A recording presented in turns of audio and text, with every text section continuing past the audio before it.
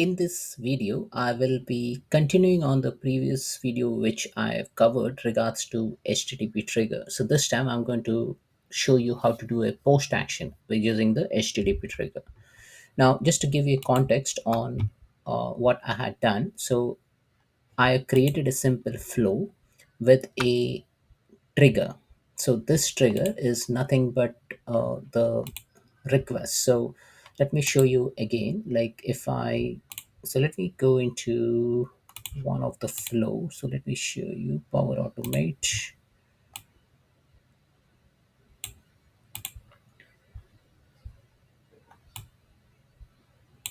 So we have an option to create a HTTP trigger so that that flow gets executed when you hit a URL.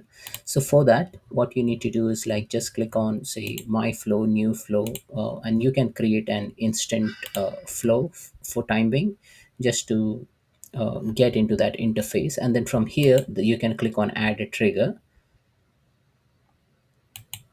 and once you click on trigger, just type in http, and then from here you get an option to select the http request trigger. So when an http request is received, okay, now once you do that, you get that http request received as a trigger. Now I've already created a flow here with that same thing, and I have used a compose to get the output from this manual trigger. Now if I just go into the dynamic content, I can see various things which I can get. So I can get a header, I can get query, I can get a body, and additionally I can get two parameter, name and age.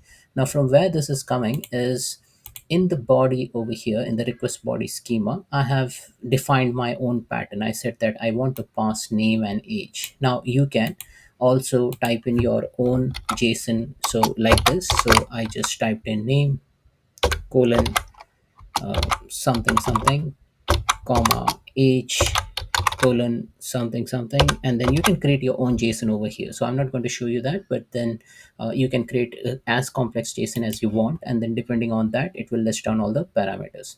Now here, last example I showed you using a get option. Okay, now this time I'm going to select post option. So what I will do is I will save this flow, and then I will hit this URL, the URL which is generated over here. Now, the moment I do that, so let me close this.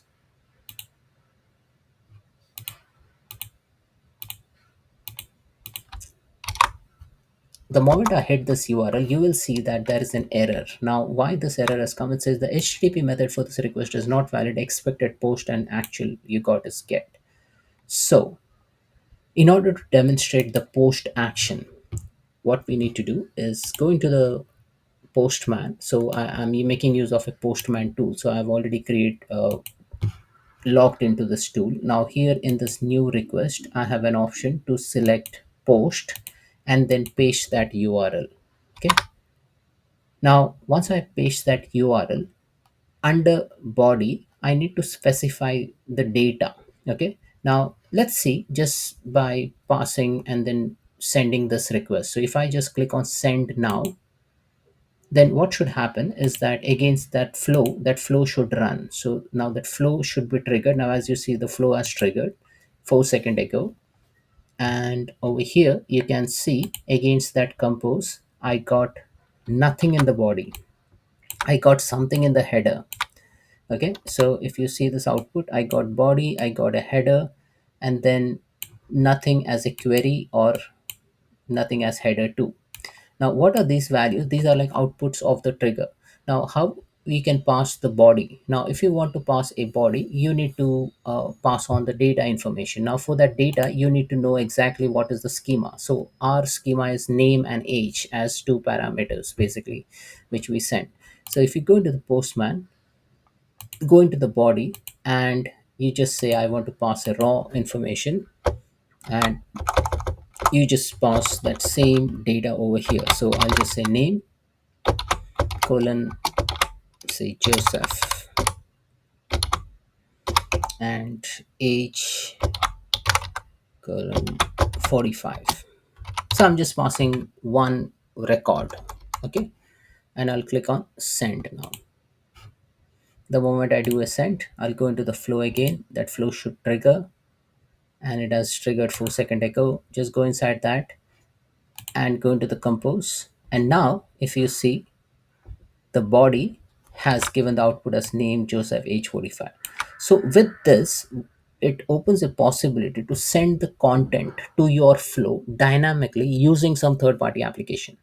So think about it like you build a custom application. Now the custom application is passing out this data information. Now this data can be as complex as you want. I've just used simple to field value. Now imagine a third party application running this URL and then you passing on this information.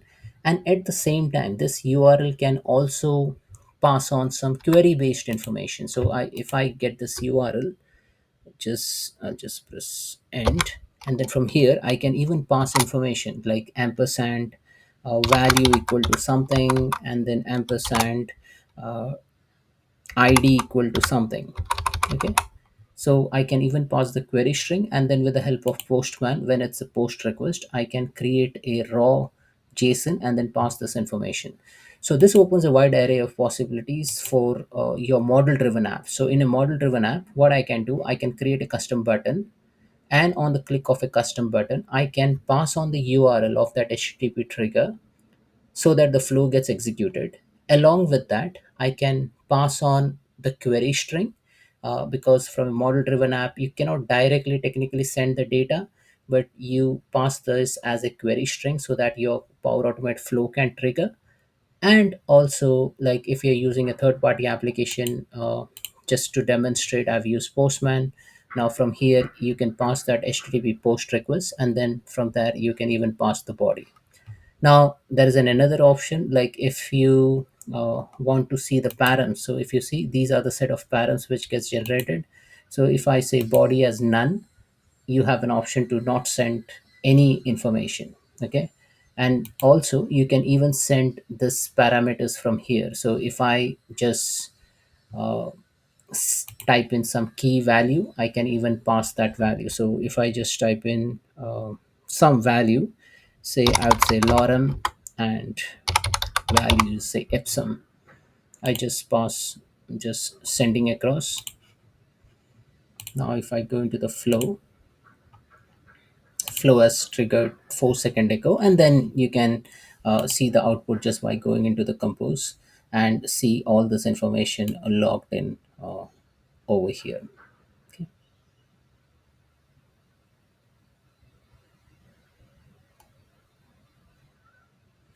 Now we haven't passed the body information, and that's why the body information is showing as nothing over here.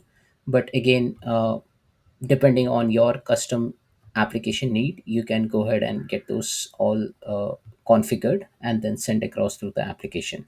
Now query, as you see, it has given you a query item as lorem ipsum. Now from where this has come, this has come from here. So if you want to use the query as a parameter, you can pass from here, or if you want to pass query and the body, you can go ahead and pass just by typing raw over here. Okay. So there are multiple ways through which you can send the parameters, and you can use that in your model driven app. So that's it, folks. This is all about HTTP trigger post method using Power Automate. Thanks for watching.